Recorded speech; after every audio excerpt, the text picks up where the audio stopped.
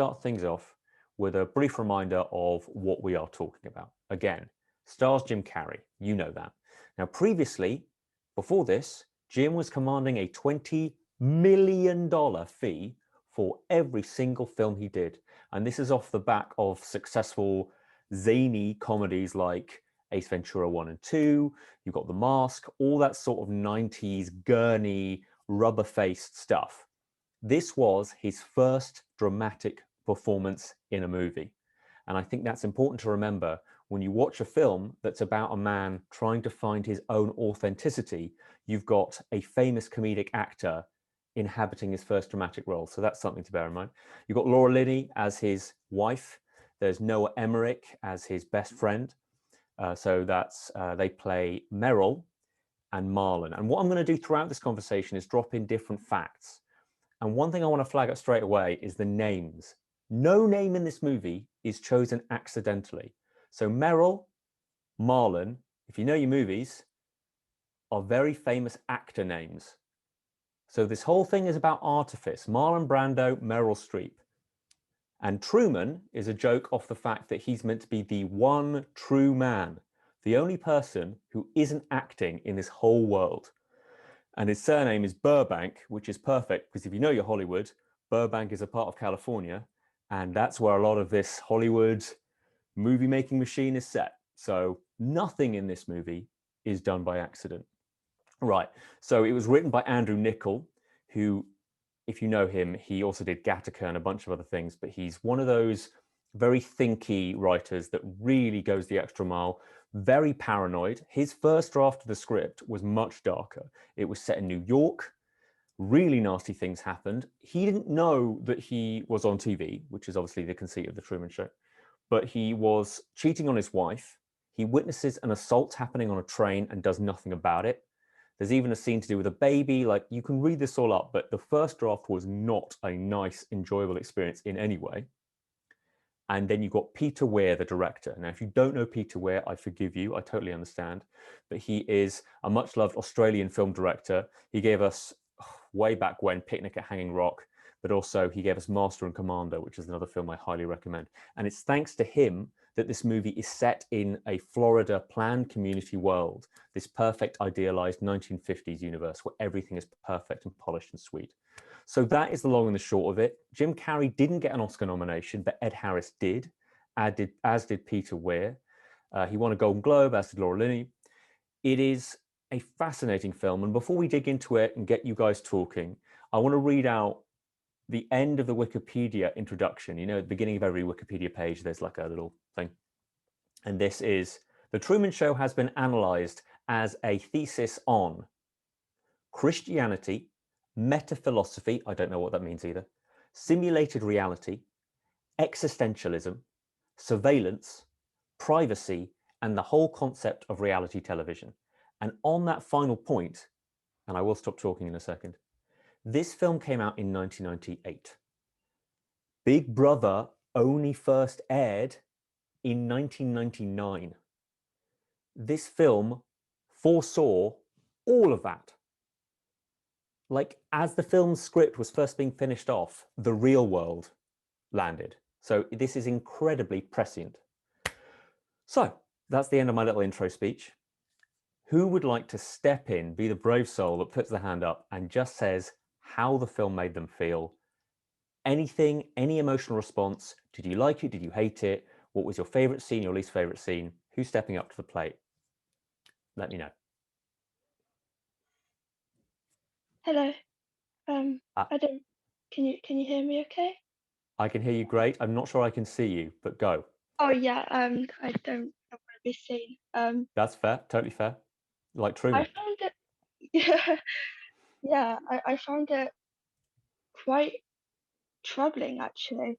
I remember watching as a child and thinking it was a great film, and then so I had kind of a fond perception of it from then.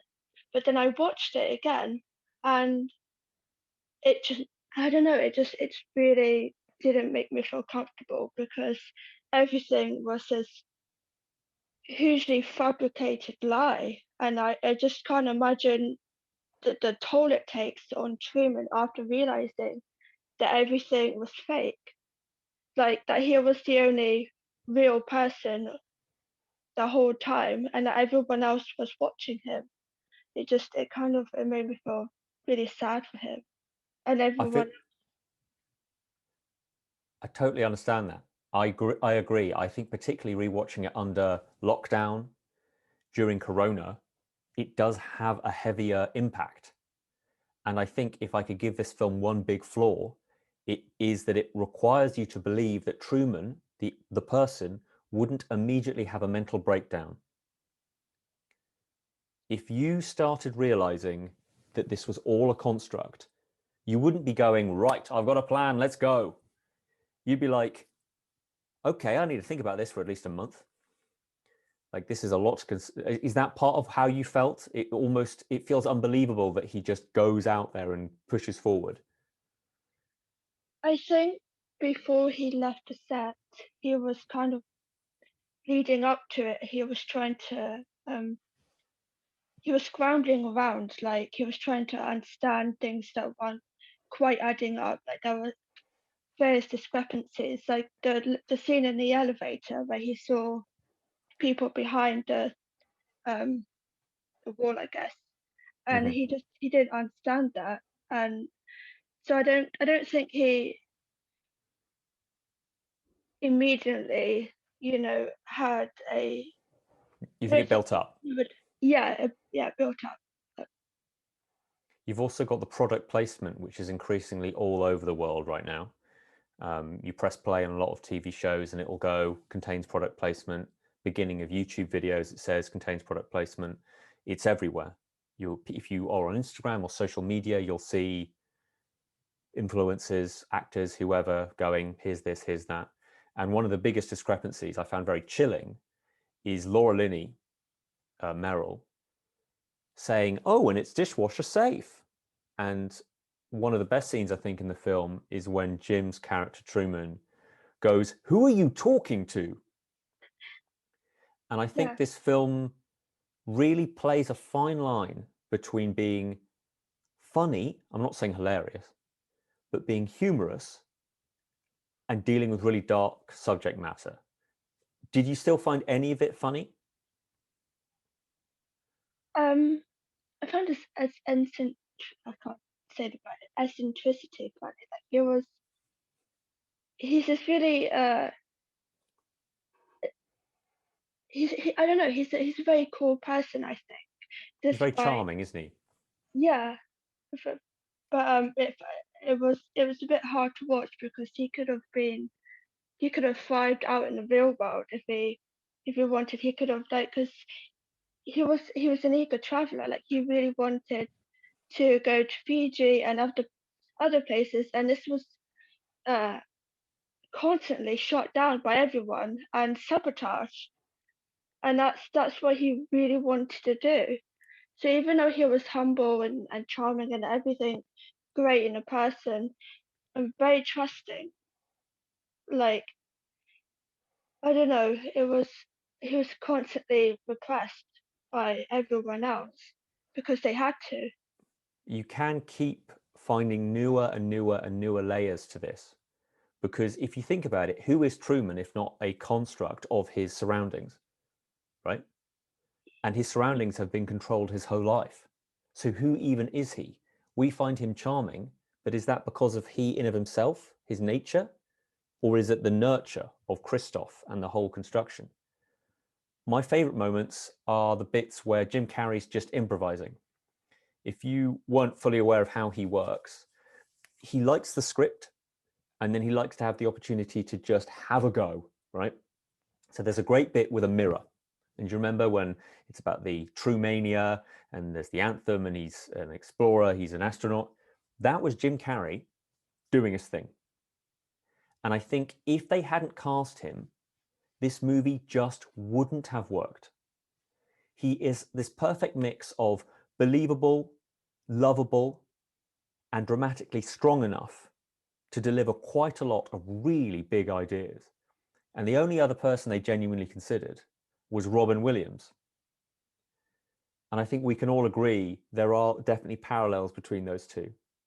If you've ever seen Good Will Hunting and many other films, Insomnia, 1 Hour Photo, Robin Williams can do serious. And if you love The Truman Show, or even if you found it provocative in any way, or want to look back on this other side of Jim Carrey, go and check out Eternal Sunshine of the Spotless Mind. I truly mean this when I say it. Jim Carrey is the heart of this film. It just wouldn't work without him. Think of any other actor, let's say Bradley Cooper or whatever. It just couldn't, you couldn't quite see, you wouldn't love him enough to make this work. Had anybody like Nicole and myself, had you watched the film before and then reappraised it for this film club? Who else had that? Was it first time for you? George, had you seen it before?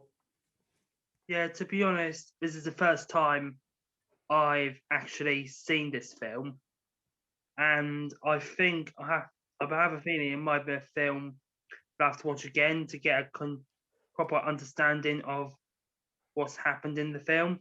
For sure. So it's surely a film, but I have to watch more than once, really, so to speak. Yeah, it does feel like one of those. It's not necessarily The Sixth Sense, but it does have so many layers that you don't fully appreciate what's happening until maybe afterwards. There's a phrase that Hitchcock used, if you know the celebrated director Alfred Hitchcock. It's called a fridge moment, which is when you're opening the fridge the next day and you're still thinking about the film. And this movie has tons of them. It can be positive, it can be negative, but this movie has tons of them because it just has so much detail. For example, rewatching this for our film club today, I remembered that, do you remember when they go to the travel agency? And the posters say, with a lightning bolt through a plane, it could happen to you, right? I had noticed until I was an adult watching the film that the woman, the actress that gets pulled in to be the travel agent, which is never normally used, right, was still wearing her makeup bib from being next door, and they're putting all the makeup on. Yeah. You'll see bottles of vitamin D on the kitchen table because none of the light in this world is real sun. So everyone has to have supplementary vitamin D to stay well. That's the level of detail we're talking about here. All right. But anyway, I'm talking over you, George. Tell me about some scenes that stuck with you that you'd like to unpack a bit more. I think one of the only scenes that stuck with me is the ending bit where he comes out of the set and he goes, "Good morning, good afternoon, good night," and then everyone starts cheering and clapping like it was some sort of a perfect thing of limb. So like, I can relate to that scene because when something happens really positive like that, I normally cheer, celebrate, all sorts really. So yeah, which makes me quite proud. There's a real swell of the heart, isn't there, in that final moment? Yeah. You feel so happy for him, you're so proud of him. Yeah. But don't you feel there's a two-faced side to the viewers, right? All of the viewers are complicit in this voyeurism, if you don't mind the word. They're constantly just staring at him all the time, not interacting, as we do with all these reality TV shows. But if you think about it for a second, this is the one reality TV show where the person who's the star isn't aware of it. You might watch Below Deck, you might watch Keeping Up with the Kardashians, you might watch so many different things, The Bachelor. They all know they're on TV. And if you think about it, when they're all cheering, you kind of want to turn around and go, if you're so happy he's out, why weren't you fighting to get him out? That's exactly what I was thinking. It felt really insulting. Yeah, I can relate to the situation like that because I've seen brands like I'm a Celeb to Get Me Out of Here. They have those sort of situations and scenes where they want someone out but they want someone in, so to speak. But I can relate to that in different situations, like wanting someone out but having someone in than have someone out. So, it forces you as a viewer to think about your relationship within this construct. It makes you not an impassive person just sitting in the background doing nothing. It makes you actually think, I'm part of this problem. Like, this is a movie where a child is legally owned by a company. Yeah. That doesn't feel too far away now, right? This movie came out 23 years ago, but that feels like so much has happened. I read a statistic the other day that close to 1,000 different reality TV shows come out every year. Yeah, I can tell there's plenty of reality shows. So you've got plenty of examples of reality shows which are just like the Truman Show, just like Big Brother and I'm a Celebrity and Love Island and that sort of thing. So it's crazy to think that this exists. This was a film that was made beforehand. And another reminder is that this is a movie that when they were making it, they thought it was ludicrous. All the actors were laughing at the idea of this incredibly high concept thing. But here we are. Does anybody else want to step in and give their thoughts on it? Otherwise, I'll just keep giving you some more facts. It'll happen in North Korea first. No, You think so? South Korea. I think North Korea is a little bit more likely, but they might not have the technology to do it. Yeah. I was interested in its relation to mental health in general, and I found that quite troubling when Truman was trying to connect up all these different events that were happening and things he was seeing, and like it might have seemed like various things were a special message for him, and he was trying to work out if that was real or not. And so it might have some relation to portraying someone with psychosis or something like that. Absolutely. Yeah. Everyone was lying to him and they're all trying to calm him down. Yes. It is the ultimate fantasy and the ultimate nightmare. It's this very strange crossover point where it's a perfect nostalgic hit. This is set in the 1950s. Everything's cushy. Everything's fine. He's always well fed. Everything's all right. But it is a nightmare. I find it when he's driving away, he's across the bridge, they have the firewall, they have the nuclear power plant. That is alarming. And I think we have to really applaud Peter Weir, the director, for finding a line of entertainment. And this is an entertaining film that has these dark, difficult things, because we will live our lives trying to avoid thinking about this. And then there's cinema that finds this really interesting way, the palatable, you know, you're concentrating on it, you're not distracted ideally by your phone or whatever, to discuss mental health, psychosis, paranoia.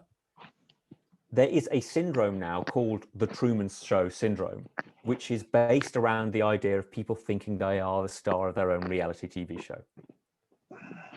This is a Jim Carrey movie. The guy did The Mask a few years earlier. He's very funny. He certainly is. And I think it's interesting that he manages to tone it down just enough here. The other bit I really like is when he finally has that moment, Liz, of enough. Right? I know something is wrong. I'm gonna test the system. You get the bus stop, you know, when he's stopping all the cars, right?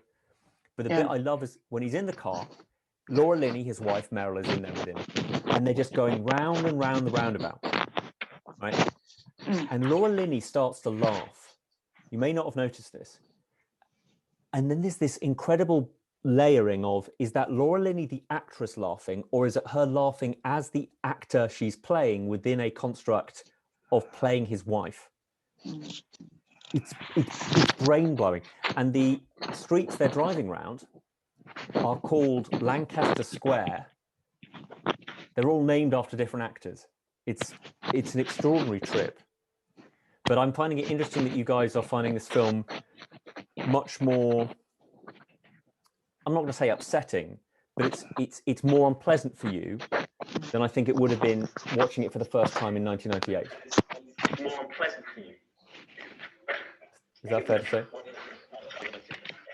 No, sorry. go on. Go Can on, I say Michael. something? Please, Michael. Yeah, unmute yourself and then let's have a go. You're still on mute. Sorry, Michael.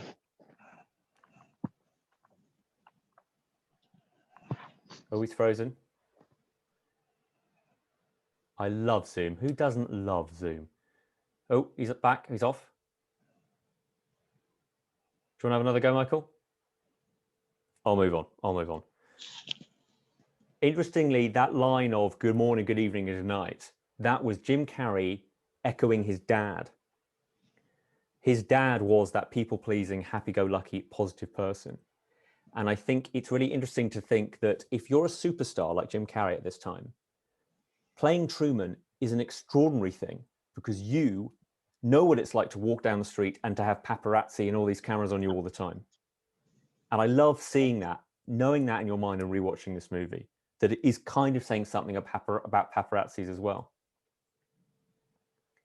What did you guys think about the character of Christoph, this godlike director? Did you think it was maybe? Oh, go on, Michael. I think that it's quite possible in the world we live in today. For sure. I don't think we're that far away from something like this existing at all. And I think if they shot this today, and I hope you all agree with me, it wouldn't work because we live in a world where we're not running away from cameras. We are desperate to be on cameras. You know, a 1990 point of view is, I don't want a camera on me because I don't want people knowing where I am. Now it's, I'm here. Here's the location. Here's what I'm wearing. Here's when I was there. Here's even a video. I'll live stream it. And it's staggering how much modern society has changed in just 20 years' time. Yeah, I could totally agree to that, to be honest, Ali, because with regards to this day and age, a lot of people, especially when they go to nightclubs and holidays and that sort of thing, they love to get the attention, which can be via a camera, which can exactly be posted on social media platforms like Facebook and Instagram. Yeah, for sure. It's a we don't really talk about it enough, but it is an addiction. Yeah. And what makes this film so powerful is that it's somehow still saying something about that, even though it wasn't even aware of it at the time of recording. It's crazy. There are other really, really fun moments in the film. Well, I find them fun anyway, that weren't fun to shoot. For example, Jim Carrey actually got into serious trouble during the water sequences. And part of what Nicole was saying earlier, which is this is a painful viewing experience, is them trying to control his desire to leave by making him scared of water. That's torture. That's torture, isn't it? I think Christoph, in terms of like resuming this god complex character, he was so, I think he cared for Truman in his own kind of controlling, kind of abusive way. Yes. But as soon as Truman was realized that everything was a construct and wanted to leave, then Christoph showed his kind of really violence, I think. Yeah. He did this. He was willing to kind of almost let Truman die if necessary, just so that he wouldn't be abandoned. And I think that was really troubling as well. Because he was so happy before. So when just before the storm started, Truman had such a look of joy and relief, knowing that he was thinking that he was sailing away to another land, away from everything else. And then this happened, and it was really, really sad, just because I don't know, but yeah. I think it's saying something about capitalism as well, right? We've talked about the funny moments of Meryl, Laura Linney with the product placement. No cocoa tastes better than this cocoa. You know, we've talked about that, right? But there's a reason why, as Nicole is saying, Christoph turns on a dime and goes, actually, you need to stay. This is an industry. This is money. It's an extraordinary money-making machine. And for this to be over is incomprehensible. So he can't, no matter how twisted he is, actually be a good father because money's involved and you can't let that happen. I think what the movie does fascinatingly is it delivers several different genres. It's a Twilight Zone what if. It's also kind of like a prison escape, isn't it? Because he makes the fake bed and he's in the basement. I love that stuff. That's a real cinema thrill. and it's a pleasure to see it. But it's interesting that the character of Christoph is played by Ed Harris. He's only 12 years older than Jim Carrey. And you may have noticed they put all this makeup on and they put the old glasses. We've got a point here, Hasmut. Oh, you just need to unmute yourself. Sorry, it's not gone off. There you go. I'd just like to try and say something and explain something if everybody's noticed it, same as me. I haven't watched the whole of the film, but a good half part of it. But what I found was that the actress was trying to take over Carrie's mind. That's right. And that was in 1983. The film 1998, was, yeah. 1998. That's when the film was made. Now, I believe if anybody would think that that sort of thing has happened like that since then, to anybody. Well, it's when you say like taking over someone's mind, it's like gaslighting. It's essentially telling people they're remembering things wrong. It's trying to control their world and tell them that's not what happened. This is reality. You don't trust your own mind. But is it possible for anybody to take over your mind? Does anybody think that this film will have any effect on them? Not directly. I mean, I'm not talking about literal mind control, but more along the lines of suggestion and persuasion and refusing to allow people to say how they're feeling. That's what they're doing. The whole community is creating a play that confuses someone into thinking that this is real. Yeah. But he knew that she didn't love him. He actually said, "You don't even like me." Yes, but I think we've all, particularly, I'm going to speak for myself here, I'm perfectly aware that many of my family members may not love me most of the time. I'm a bit annoying. We don't get on that well, but you accept what's around you. And I think there's an element of that in all of us, that do I like my sister? If I met her in the street, would I like her all that much? Maybe not. But she's there. And you accept what's in front of you because that's all you've got. I think what's fascinating about this movie on another level is, are you guys aware of the concept of a social contract? Right? Getting some nods here. So we all know that when I meet a new person, I'll shake them by the hand. Maybe not these days, but go with me.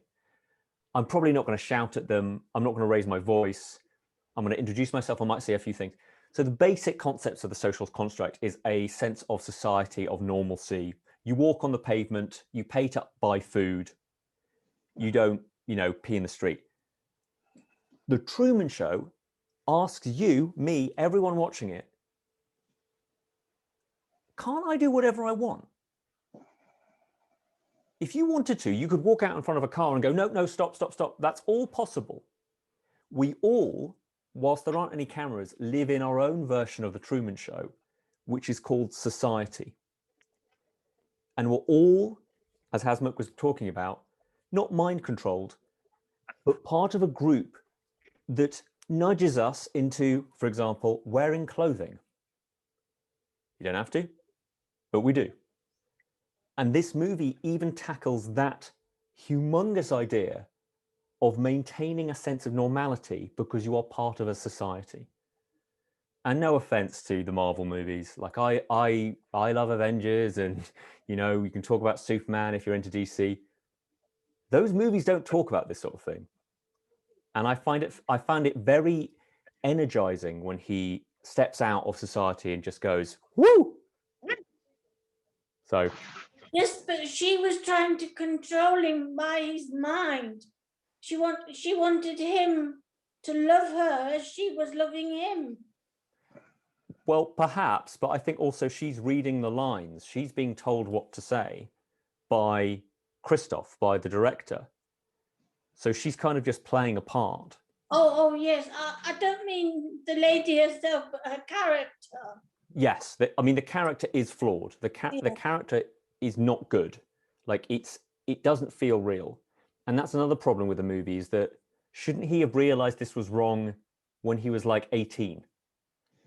And what I say to that is the character was originally meant to be a teenager, Oh.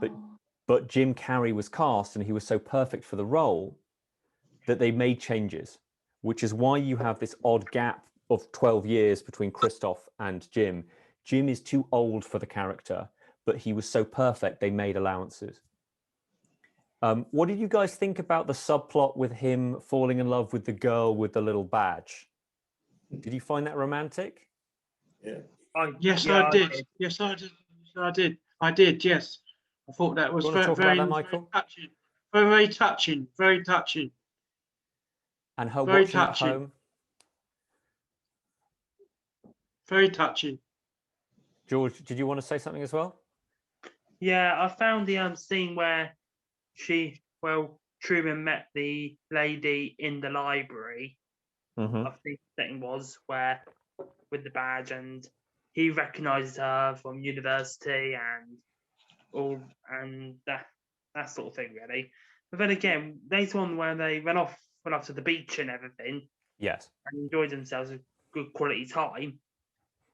Then I found a bit of a shock where the kidnappers turned up Yeah. and kidnapped her as much as they did to that homeless man who claims to be Truman's dad. Yes. So those kidnapping scenes were a bit traumatizing and worrying, but shocking at the same time. If you get my drift. I do, and there's also a sense that everything is also fine. And I don't want to get too media studies here, but part of the enjoyment of watching a movie, particularly let's say a horror, is knowing that it didn't happen. Knowing that it's fine. But this movie makes you double check that. And you get so invested, you go, oh my God, they're being kidnapped. And you get really caught up in it. Because look, who hasn't cried at a soap opera? And then afterwards goes, why did I get so caught up in that? I haven't cried at a soap opera because I've never seen one in my life, but I have cried at things like a Bambi sort of related scene. Exactly. In TV programs like Oliver's North, I've cried in them and thought, why did I cry in that?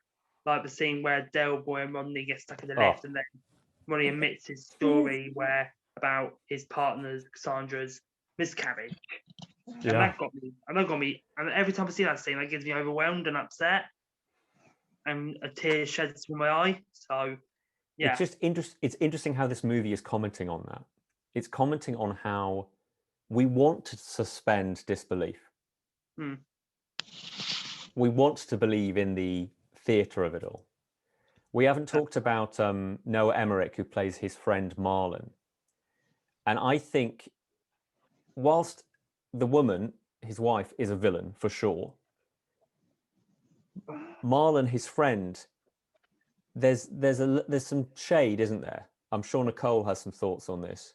What do you think about the best friend who does really care for him, but also is doing the most horrific things? I think he feels really conflicted in his decision because Marlon is the most trustworthy. Truman trusts Marlon the most, and in that scene on the bridge, where Truman is really confused because Sylvia managed to successfully plant that seed of like doubt in his mind. Yeah, it was amazing because it was the right thing to do, but Marlon could have been honest with him. He could have said, no, like this, Sylvia was right. And I think it really pained Marlon to lie to his friend, but he should have made an effort to be honest with Truman because they are friends. And Truman really trusted in him. And now I can't stop thinking about the aftermath of Truman, what happens now with him. I know. I don't know because he cannot form everything will be in question. Like his Mhm. future friendships and relationships, even the relationship with himself, will be put into constant, questionability, and it really. You're so right. I think, yeah. If you think too much about what happens after the end of the film, it is scary. Like, how is he? What's it like him getting on a bus? Like, Nicole, you are absolutely right. We have to walk out of this movie and go get lunch, right? Because otherwise you just keep thinking and going, he can't, like you say, he can't trust anybody. And by the way, in real life, it takes a lot of work to trust someone, let alone someone who 30 years plus has had this mind trick played on them. Liz, go on. That's I think that's what I found so troubling about the film and the ending, and the thoughts that must have been going through his head trying to explain all this, and like I said before, connect everything in his mind, and you don't really know what's going to happen afterwards. It could be frightening, It's really troubling, but at the same time, it's delivered in this entertaining, yay, he escaped way. And it asks you to go, is that how I should be feeling? Is this right? Is this correct? I mean, it is truly a fascinating film. Can I just get a show of hands, maybe? Who here really liked the movie? We've got 3 hands up. Troubling. Who went, it's interesting, but it's not for me? We're getting a couple here, yeah. And who went, this is just not finding it comfortable, didn't like it at all? All right. So there might be some areas in the middle that we're not connecting with here. But I'm just going to give you a few more facts because I just love how this movie got made. I've mentioned to you before that If I Don't See You, Good Morning, Good Evening, Good Night, that was all Jim Carrey. He actually had a rule in his contract that let him do his own improv. And he actually butted heads with Peter Weir quite often, the director. But Christoph, the God character, the guy who's the director, it was meant to be another actor. And in fact, another actor did come in, delivered a couple of lines, and then got fired because he couldn't remember his own lines, right? And what's so staggering about that is Ed Harris got an Oscar nomination for a role that he accepted on the day and then walked in and started doing it. When, talk about winging it, that's an extraordinary thing to do. All the other bits I wanted to tell you about.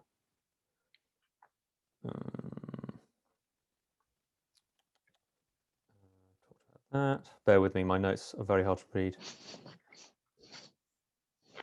Oh, this town in Florida, it's called not Sea Haven, it's called Seaside. And it actually exists. You can go there. It's a master community where someone said, I'm taking this patch of land and I'm making my own town. I would love to go one day, but I would find it so trippy to think that it wasn't actually a set. It's where people live. I'd find it very difficult every morning not to say, and if I don't see you, good morning, good evening, and good night. Have you heard that they made some plans for a TV show about Truman Show? Is that something you might be more interested in? Do you think this is a movie that would work better in episodes rather than as a movie? Does it remind you of Port Merion and the series called The Prisoner? I was hoping someone would bring that up. I've actually been to that town. If you don't know The Prisoner, Martin, in fact, maybe you want to explain it for us. Well, it was a TV series in the 60s, and the main character, I can't remember the name of the actor. I can see him in my mind, but I can't remember. I'll look his him name. up for you. I'll look him up for you. And he realizes that he can't get out. He can't get out of the town, and everything's got this kind of sinister undercurrent. And he keeps trying to escape, and he runs down the beach to try and escape. And they have these giant balloon things that come and bounce along and grab him. And he has to say, "I'm not a name, I'm a number." So Number basically, 6. it doesn't look like a prison, but The actor's name is Patrick McGoohan. Patrick McGoohan. That's the one. Yeah. Well, I've actually been, and that's a made-up village where a very rich man in Wales went, I am making an Italian seaside town in my back garden. And that's where they shot it. I found it there, yeah. If you like this movie, watch The Twilight Show, or The Twilight Zone. There are so many episodes that have similar themes that discuss like similar ideas. And it is very thinky in that way. I've been doing a lot of talking. Does anybody else want to chip in and say how they feel or want to ask any questions about things they didn't understand? Can I just ask, when Jim Carrey's wife was crossing her fingers back, I couldn't understand why I was. When she's saying she loves someone, or that she's lying. Oh, yeah. Oh, so yeah. this is her going, I love you. But I don't. And that's her way of staying sane. Oh, okay, yeah. And I think it's interesting that the Marlon character is told that it's mentioned that he's gone away for a month with a cold, with a flu, there's something wrong with him, and that is implied that he couldn't tell any more lies. Okay. Yeah. And he needed a break, so that's part of the thing. Thanks. Other fun facts, things you might notice, is that when he is filling up the candy, like the sweets in the machine, and the camera is in the machine, he runs out of candy to put in the machine because he's being talked to too much. So he has to, when he's not looking, take it out and put it back in again. That's the level of detail this film has. Anyway, Liz. Yes, sorry.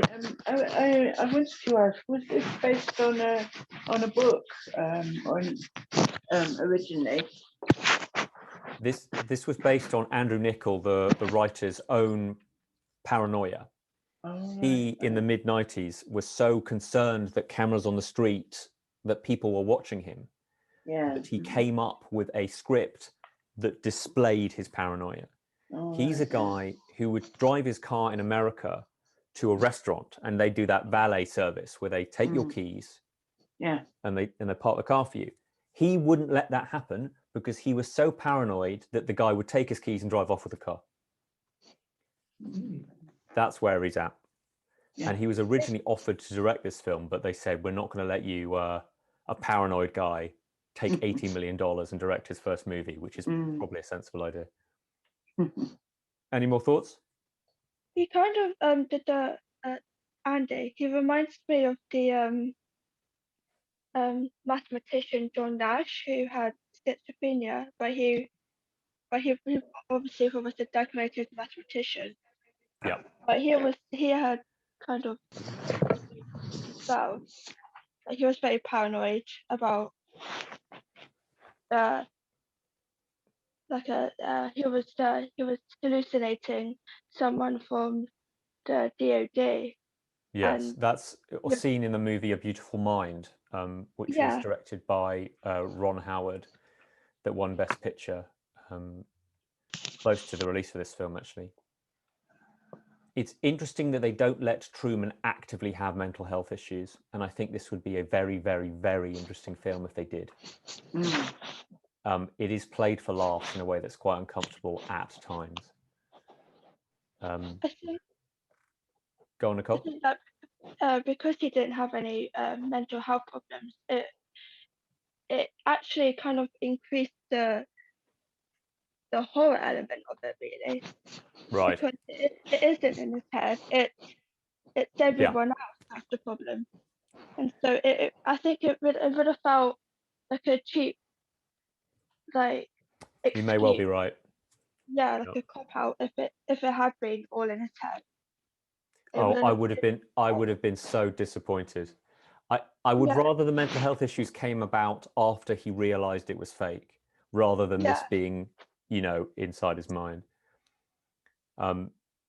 The other thing I want to say about this film, and I know we don't have too much longer, is that if you ever happen to rewatch it, so many of the problems that we're discussing, with him being scared of the water, how he wouldn't believe his wife, about him wanting to escape, the music in this film covers a lot of those gaps.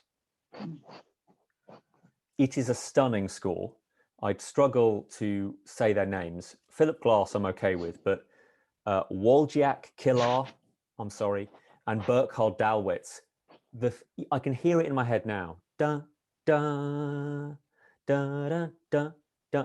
It covers so many of the cracks, and it is a beautiful, beautiful score. So we should definitely acknowledge that. And that's part of the magic of cinema, is that the music kind of puts cement in all those cracks and makes it all feel right. Any more for any more before we put a lid on the Truman Show Wavelength Film Club for this month, sorry. I'm not seeing any hands up. We're going to let you guys know. Oh, Michael, he's here. Let's go. No, you're already loud, Mike. You've turned off the you've turned it off again.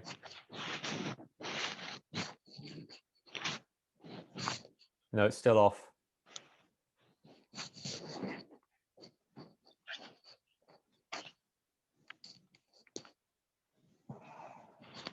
I'm doing fingers crossed for a different reason now.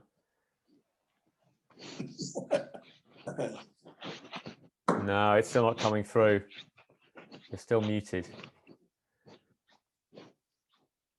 Oh, modern life, isn't it great? So, I'm sorry, Michael, but are you frozen as well? We haven't decided what next month's film's going to be. Well, we kind of have, but we're kind of ironing some things out. So we'll let you know what it will be, but let me promise you this. It will be less thinky and less dark than this. It's going to be a different tone, lighter and more fun, less Midnight Sky, less The Truman Show, and should hopefully be a little bit easier to watch. Let's put it that way. It certainly, it was usually films and series come up with a lot of warnings about violence, bad language, and you know, scenes of torture, and all sorts of warnings come up. And in this film, the only warning was the word threat. And in fact, there wasn't really any explicit violence or anything like that. There was no bad language. It was very kind of, you know, milky 1950s kind of scene, really. I think it's very interesting that you say that, because this film is about being inside your own head, and cinema is about making you feel things in your mind without actively showing you it literally in front of you. If you think of Reservoir Dogs, which is a very violent film, a very famous scene is where someone loses an ear, but you don't see it. And so often the magic of cinema is what you don't see. And I think you're right. It's interesting that it doesn't warn you of psychological trouble. This may trigger you. It doesn't do that because it's very pleasant on the surface. It's only if you think about it more, what happens after the movie ends, that it has that darkness. Yeah. All right, guys. Thank you so much. What will be the date of the next meeting? Great question. I don't have a good answer for that, but I'd imagine in a month or maybe 3 weeks, because we're slightly later. Will, have you got any answers to that? I can do in a second. Hang on. I think we had it in for. I tell you when we had it in for. It was the 3rd Thursday of March, which is the 18th. But I think it can. I think the 18th was when we had it in. We'll aim for that. And may I also say, guys, be under no obligation to speak. I know this is just me lecturing and talking and blah, blah, blah. I'm grateful for you just to be here. I don't want you to feel bad in any way for not contributing directly. It's just great to be able to watch a movie and think about it. So it's fun. So I appreciate it. And there'll be a note going around early next week with all the details for next time. But I think they're the 18th for now, and then we can send all the film details on Monday or Tuesday. Awesome. Thanks everybody, to newcomers, old comers, people that came last week and not this week. Martin, George, appreciate it. And Nicole as well, always a star. And we'll see you next time. And Liz, thanks so much. Bye-bye. Bye, Michael. Cheers. Thank you. Cheers. Bye for now. Asmuk, thank you. Bye.